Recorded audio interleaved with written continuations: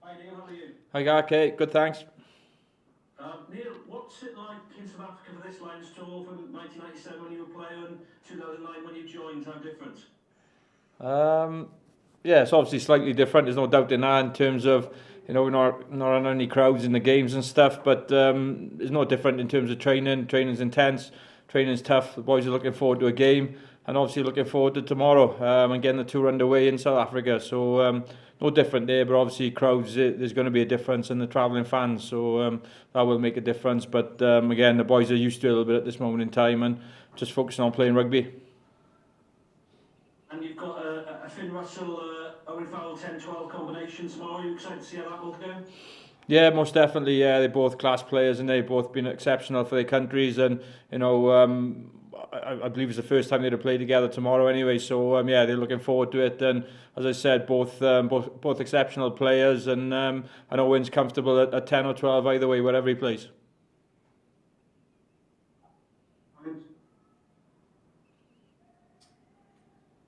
Beth, oh no, you've muted yourself, Gareth. Gareth, you're on mute. Sorry, Neil. I was just about to say, Warren mentioned last night that there was the possibility that Alan Jones might be able to make it back late in the squad if something miraculous happened. How much of a boost would that be to the squad? Yeah, obviously he's a big blow. There's no doubt in that. He's a world-class player. Obviously work very closely with him back at Wales and obviously with the Lions, and he's a class act in everything he does. If he could get back in any way, shape or form, that would be awesome. I'm not too sure, obviously, in terms of stuff like that. Gats would know more about that, to be honest. But again, if someone of that caliber becomes available again and he's able to represent us, well, yeah, it's a no-brainer, I would say. Just final one from me, Neil. Just a quick one. Sorry to divert, but Lee Harper, he's got his hands with international tomorrow. I just wondered if you had a little tribute for him. Yeah, I've texted Arthurs. Look, unbelievable player. I've been very, very lucky to spend a lot of time with him over a long, long period, from academy till obviously senior rugby now and stuff. And I think it's the least he deserves as far as I'm concerned. He's a world-class player. Been exceptional for both Wales and the Lions and his respective clubs, and I have no doubt he'll go well tomorrow, and hopefully he can keep playing for a lot longer yet, and represent Wales for 100 tests and more with a bit of luck. But yeah, been a fantastic player for both Wales and the Lions and rugby in general. Thank you, Neil. Good luck tomorrow. Thank you. Cheers. Thanks very much. Hi Neil, Beth on my TV. You're right. Hi there. We talk about international sport, international rugby in home nations, about that extra 1% that the players bring. What is it about the British Lions that gives them another percent? Because, they're playing at the top level, but it's something special about the Lions, isn't there?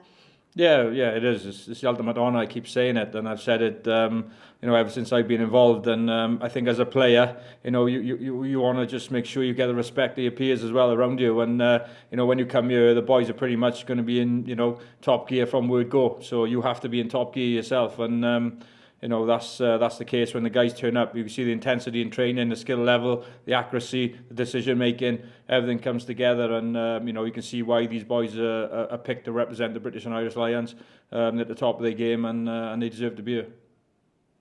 I asked the same question to Josh Adams about who is he most looking forward to from another country we're playing with. Now, you've spent your whole time with Wales. I know you've done Lions before, but who were you looking most forward to getting your hands on with in the British Lions team? As a coach or as a player? But, well, either. We literally get our hands on just. Yeah, it's difficult really, because we play against these guys year in, year out in the Six Nations, same as a player when I was in the Five Nations. So I think again it's just you focus more on yourself to making sure you get yourself right. If I'm brutally honest, you try not, as a player, try not to worry about too much else what's going on around you, getting yourself right and trying to make sure your game is up to the level that it needs to be to represent the Lions, and obviously to try and gain a test place in amongst that. As being involved with the kicking and the coaching side of things, I'm always looking at opposition players and seeing whether you can pick anything up and whether you can learn anything. And it's no different now with someone like Owen coming on his trip. He's a world class player, world class kicker. And I just if I can get something out of that myself as well, and if I can give Owen a fraction, well, I'll try and do that. But for me, look, it's just a great honour being here, and no matter what player comes over, I'm always looking forward to working with them. Last question from me. You've talked about your nerves when you watch Wales and you're about to coach Wales in an international? What's it like when you go to the Lions? Yeah, it won't be any different. Pretty nervous for any game anyway, whether it be for Wales or involved here. Saturday won't be no different. It was no different for Japan last week. So yeah, I'm just looking forward to it. I'm as excited as anyone else, and it'll be nice to get the tour underway tomorrow.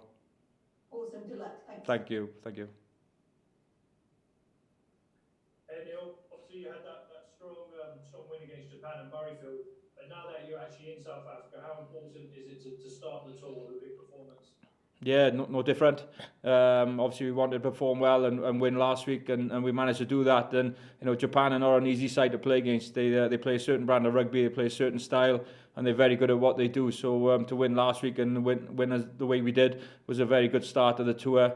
Obviously, this just brings another level again. You're actually in South Africa itself. The tour is underway tomorrow, and from everyone's perspective, I know we're all looking forward to it, and we want to get off to a good start and put our best foot forward tomorrow, and hopefully continue that for the rest of the tour.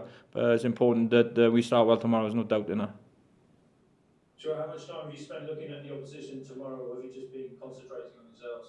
No, we look at the opposition. We'll watch quite a few games of them and stuff. But a lot of the time as well is about us. Getting ourselves right and making sure we're in the best place possible to perform at the highest level tomorrow.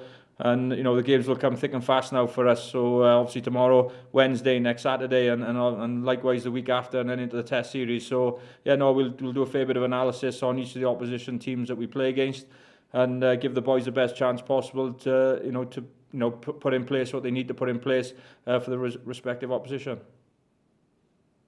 Can I just ask if there's been any injuries? Is everyone fit and ready for tomorrow? Yeah, no, all the guys are pretty good. We'll. Obviously, there's always a few bumps and bruises and one or two knocks here and there, and the odd guy missing training on the odd day for some reason or other. But generally, the boys are in pretty good shape at this moment in time, and let's hope that continues. Okay, can I just ask one about Tom Curry? He's the only player in the original touring party who hasn't been picked in either the first two games. Is he fit and available for selection? Yeah. Is this a case of his chance hasn't come around yet? Yeah, no, Tom obviously had a bit of an injury when he came in with Sale, but he'll be available from now on, I believe, and hopefully he'll might be involved next Wednesday with a bit of luck, or certainly the following Saturday anyway. So, but he's training with the guys and he's been involved today, and we'll see how he goes over the next few days. Right, what was the injury? Tom's injury? I believe he had a pec injury. Okay, thanks Dale. Cheers. Thank you. Hi Neil, just a quick one really. Can you just confirm who will take the first kick tomorrow? Obviously Finn's playing 10, Owen 12. Are you give to Owen or? Yeah, Owen will kick tomorrow. Yeah.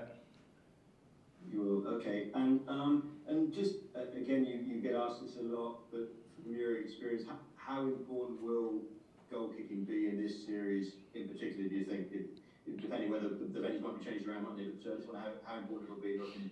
Yeah, relevant where you're playing, whether at altitude or sea level, goal kicking will, possibly could come down to the series at the end of the day. It's one of the biggest aspects of the game, just kicking in general, but goal kicking obviously. I'd like to think we got some fantastic goal kickers in the squad with us on this tour.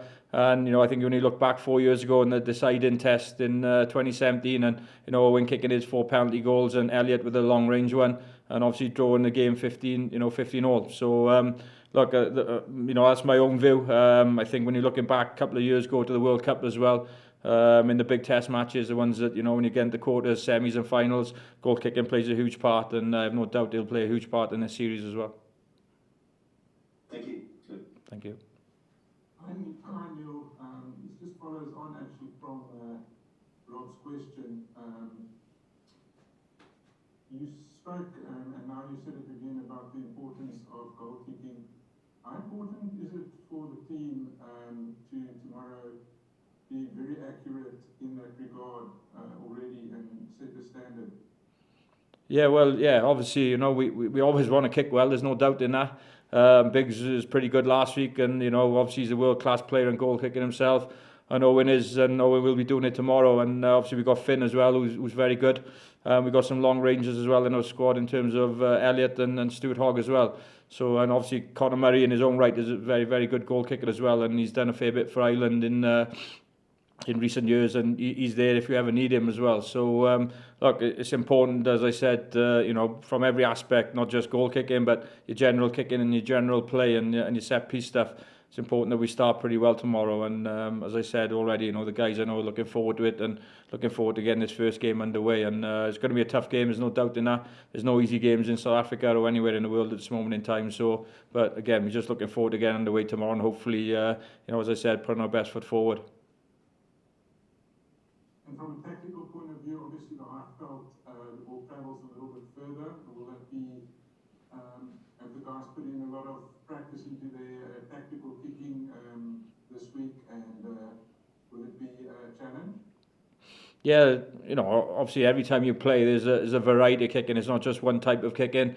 You're not just kicking long. You've got the compete kicks, your attack kicking game as well, depending on obviously how the opposition stack up and stuff, and your cross field kicks, your little grubbers, and your chips over the top. So there's an awful lot of variety that goes on in today's game, and trying to play in the right areas is a big part of that as well.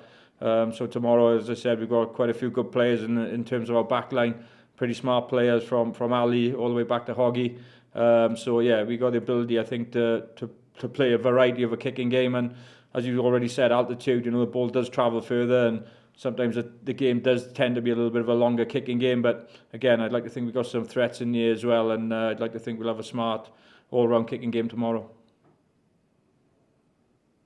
Hi Neil, how are you doing? Good, I thanks. asked Gregor this question the other day as well, and I think to this day the 97 tour is still seen as one of the most iconic ones, probably because of living with Lions, and we got to see some of the friendships that were formed during that tour. Have the players this time been asking for your stories and your anecdotes from 24 years ago, or are they too young to care? Yeah, too young to care, if I'm honest. 24 years is a bit worrying. It's a long time ago now. I think quite a few, I'm not saying all of them, I'm sure I would have watched Living with the Lions back then in 97.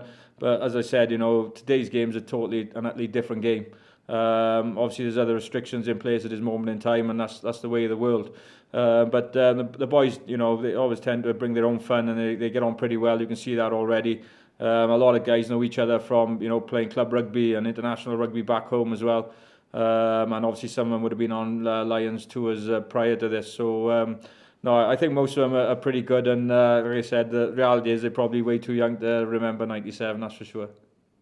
Can I just ask one final question again about Alan Wayne? And I think a lot of Lions fans will have woken up this morning and been really surprised to see the news that he still might make the tests, given what Warren said on Saturday night at Murrayfield after the game. Was it a surprise to you and the coaching staff as well? Had you kind of written him off after Saturday that there's just no way he's going to make it? Well, I've known Al for a long time, and certainly never written him off in any way, shape or form. I've seen him injured on other occasions, not too many. He's had, he's been very lucky in that regard, and he looks after himself incredibly well, and that's part of the reason why he has minimal injuries. But nothing surprises me with Al. He's an incredible player, both on and off the pitch, and he looks after himself incredibly well. And if anyone could get back to play in a test series at this level, he certainly could do it. There's no doubt in that. So nothing surprises me with Al, and if he can get himself right, that'd be a huge plus for us. Thanks, Neil. Best luck tomorrow. Thank you. Cheers. Thank you. Thanks, Neil. Cheers, Thanks, guys. everyone. Thank you. Thank you very much.